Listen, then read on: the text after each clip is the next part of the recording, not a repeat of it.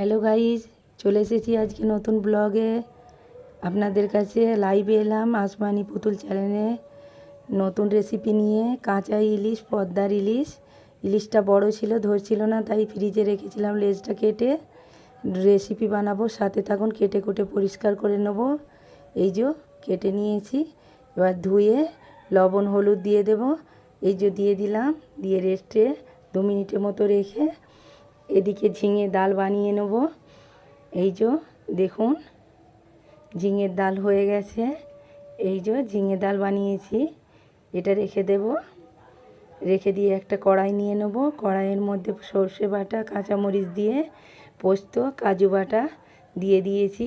1 চামচ হলুদের গুঁড়ি দেবো, 1 চামচ লঙ্কার গুঁড়ি দেব, 1 চামচ ধনের গুঁড়ি দেব, 1 চামচ পরিমাণ জিরের গুঁড়ি দেবো, আর 1 চামচ পরিমাণ লবণের গুঁড়ি দেবো, লবণ দেবো।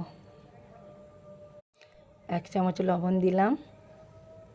আগে থাকতেই লবণ আর হলুদ মাখানো ছিল। সর্ষের তেল দিলাম, দিয়ে ভালো করে নেড়ে চেড়ে হাতে করে মাখিয়ে নেব 5 মিনিটের মতো।